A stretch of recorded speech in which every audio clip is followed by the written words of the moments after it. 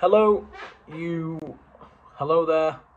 You find me down in Essex. I've travelled down one night early because I've got 4 nights ahead of me from tomorrow morning at Creedence Fisheries down in Dagenham. But I just wanted to be down there and be fresh for tomorrow, so I booked a hotel so I could get some prep done, tie some rigs up, and then it's only a small 7-mile drive to the lake in the morning for around 10 o'clock in the morning. So it saves having to get up in 3-4 in the morning and make a 300-mile trip. It just means you can be fresh, you can be on it, and your concentration levels are all there, and you can put maximum effort into trying catching a few carp. So yeah, I travelled down this afternoon. A 3-hour journey took me 6 hours because of the Dartford tunnel was at a complete standstill. So it was an absolute nightmare. But I eventually got here, and yeah, I've been doing some prep work. So where I'm going tomorrow, Creedence, it's a lake it's basically got one peg in each corner, 1, 2, 3 and 4. And I've booked half the lake out for myself, so I've got pegs 1 and 2 to myself for the full 4-night duration that I'm there. So it basically gives me a few options. I can put rods into water where I wouldn't usually be able to if there was other people on there in that swim. And yeah, I went there around May time, so a few months ago. I managed a few bites up to around, I think it was around £29. So didn't quite get over that £30 mark, and there's quite a handful of 40-pounders in there to go out as well, and a lot of 30-pounders. But yeah, I managed 3 fish. I lost a couple as well, and it was all taken on combi rigs, if I remember correctly, fishing over pellet, because the house pellet there is always being fed. So that's what it's all the fish know. They've been grown on pellet basically. So I'll be fishing these small combis, just like that, with a small chop, 15mm pop-up chop down. Just tuck the edges off with the scissors, and that's basically just to imitate the pellet, and also I've gone for a dark colour just to imitate the coloration as well. It's a nice lake down there, so I am looking forward to it. I like the layout of it, the topography, real nice place. It's a real nice place to fish, and you've got the little huts as well that you stay in. TV, Sky TV, heating, plug sockets, fridge, literally everything you need to have a comfortable stay. And obviously it does make a change from staying out in the bivvy and roughing it, so I don't mind doing that every now and again, having a bit of luxury. So yeah, so we'll get down there in the morning for around 10 o'clock, where we'll meet the bailiff down at the car park, and he will drive us down to the lake. And yeah, we'll see how we get on. I've got 4 nights ahead of me, like I say, so I've got till about 9 o'clock Friday morning. It's Sunday night now, so Monday to Friday. And yeah, we'll keep everything simple. Probably you've got to use a bait boat on there. You can't cast. There's a no casting rule on the lake, so it's bait boat only. So obviously comes with its advantages, meaning you can fish tight up to places you weren't able to get to if you was casting, and also you've got that accuracy, dropping the rigs and they're presented nicely. So yeah, so we'll see how we get on, and I'll catch you down at the lake tomorrow.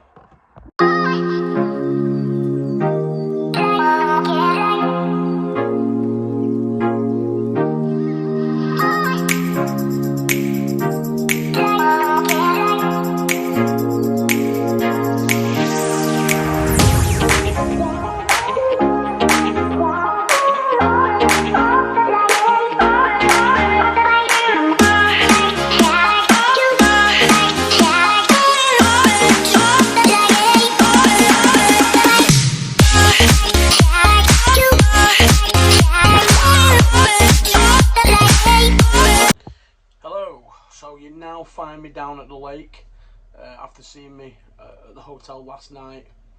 I got down there around 9 o'clock this morning. By the time I got the rods out, it was probably about 11. But I've now got the rods on the spots. I've sort of gone back to the same spots as I was fishing last session here in May.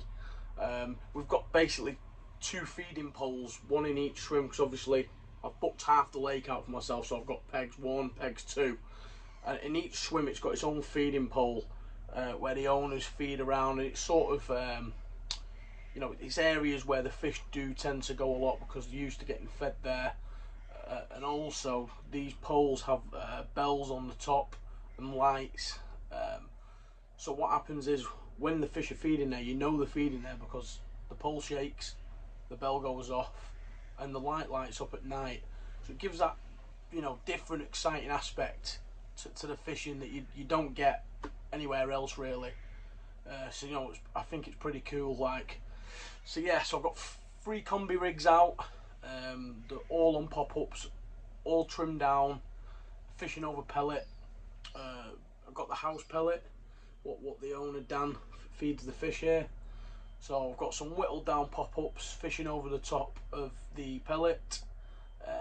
Gone for similar coloration boilie to the pellet, and also just trimmed it down just to keep things subtle and try and nick a bite really. So yeah, so I've got 4 nights ahead of us, and we'll just see how it goes. I think last time I was there I had 2 bites on the first day, or I had 2 bites, yeah, 2 bites in the first day, and then I think I had a bite on the 3rd day. I did lose a couple of fish that session as well. I think it was 1 or 2 fish that I dropped. So yeah, so we'll see how it goes, and I'll catch you in a bit.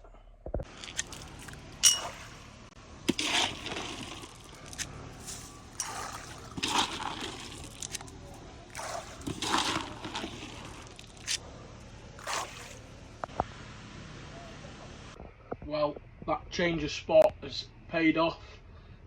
Roughly around an hour after I made the decision to move the rig onto the fizzing, I've just been rewarded with a £21 very scaly mirror.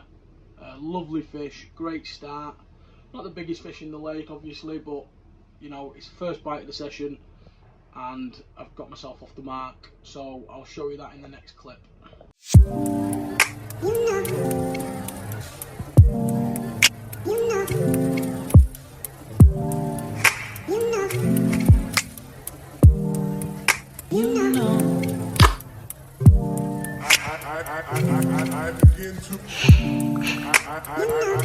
I begin to.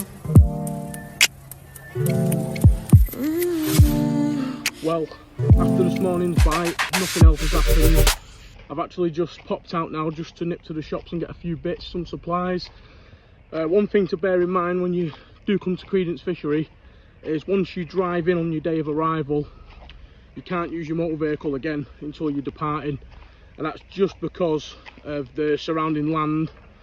Dan the owner's got an agreement with the country park / nature reserve for minimal traffic coming in and out. So, but it's easy enough to get to the shops. It's like a 10-minute walk. You just come out over the railway bridge here and you just head down in a straight line. It takes you straight down to Tesco. So 10-minute walk, nice and easy, and it breaks it up a little bit for you, gives you a bit of exercise, and also just yeah, breaks the day up for you. So yeah, I'll catch you in a bit.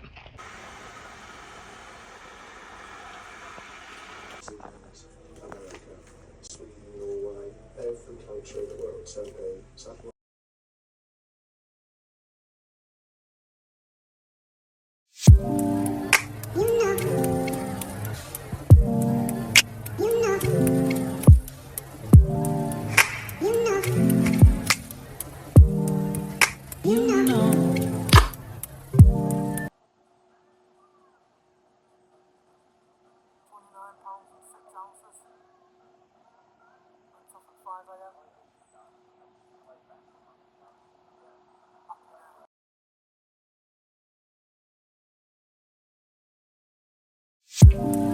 Well, good morning.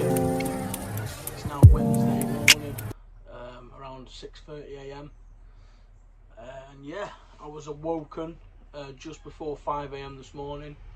Actually, 5 minutes before my phone alarm was due to go off. The bite alarm actually woke me up. The middle rod again, same rod as what done the mirror yesterday morning. And yeah, I've been rewarded again this morning with a common, £29 6 ounces. Give a really good account of itself in the deep water. It stayed real low. Yeah, so the other two rods have not done a bite yet. Both the bites have come off that same spot, and yeah, we've still got a few hours of bite time now. Like I said, it's only 6:30 in the morning now, so we've got at least till 10, 11 o'clock this morning. And yesterday morning they really started fizzing on the spot. Must have been around 9 o'clock in the morning. It really did start sheeting up on the spot. So yeah, I'm confident of another bite at the moment. So yeah, we'll see what happens.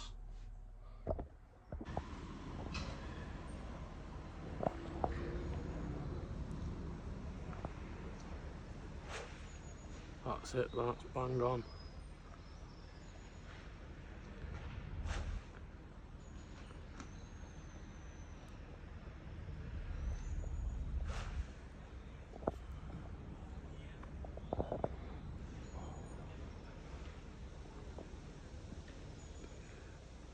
And I'm going to put a rig right in that gap, right between the platform and the pole, just in that little gap.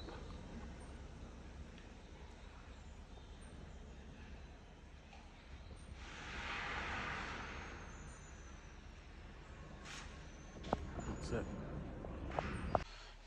Well, after you've seen that common £29 6 this morning, I actually dropped a fish.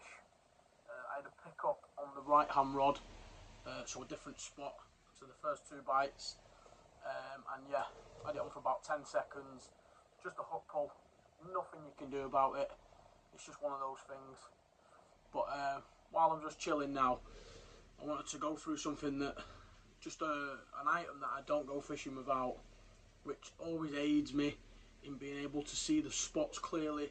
If you're fishing at anything over 80 yards to 140 yards, whatever it may be, they really do come in to their own.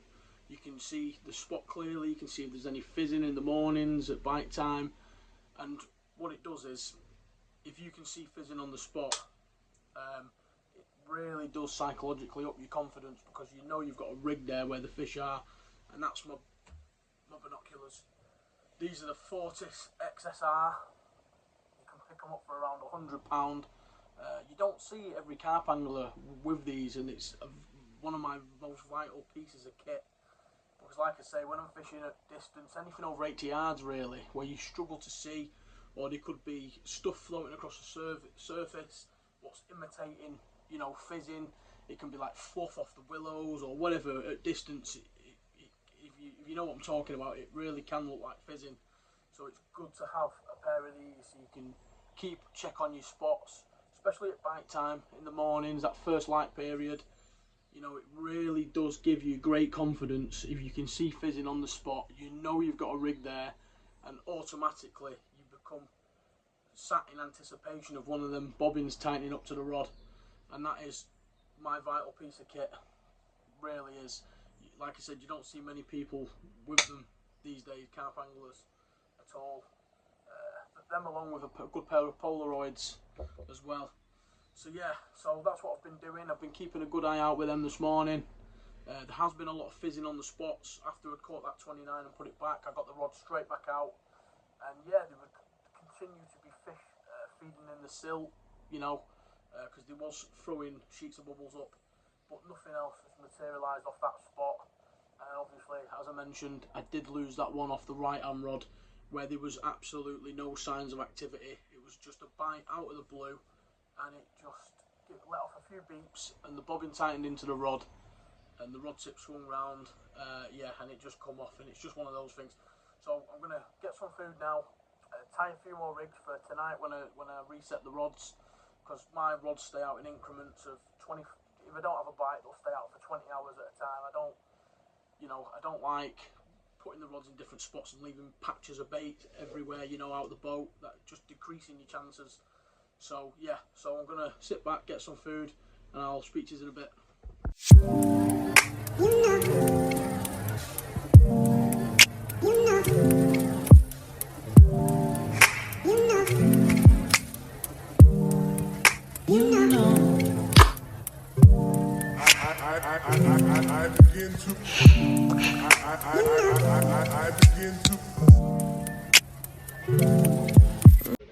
Well, good morning. We're now into the last 24 hours of the session. It's around 7 AM now. Sun's shining already. The spots are fizzing. There's signs of activity on all 3 spots. So yeah, we'll see what comes of it in the next couple of hours in this, window of morning bite time.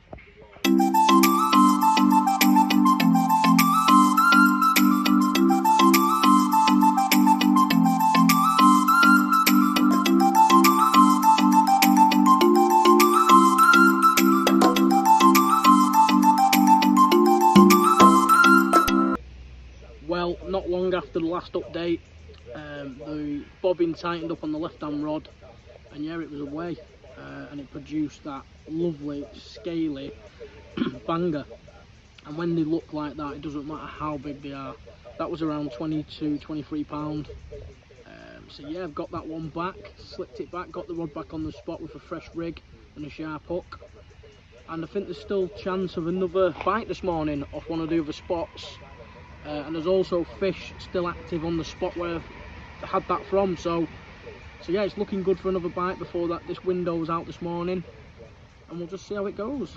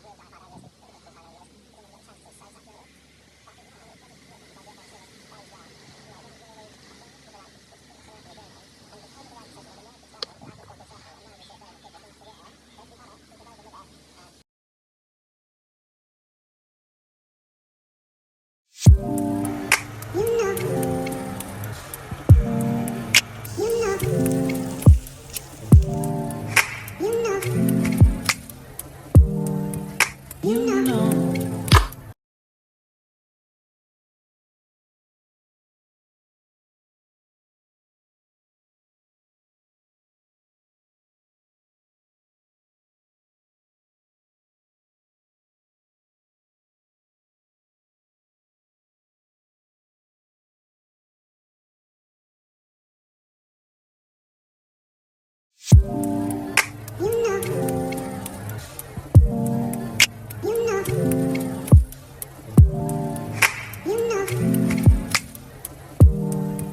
You know.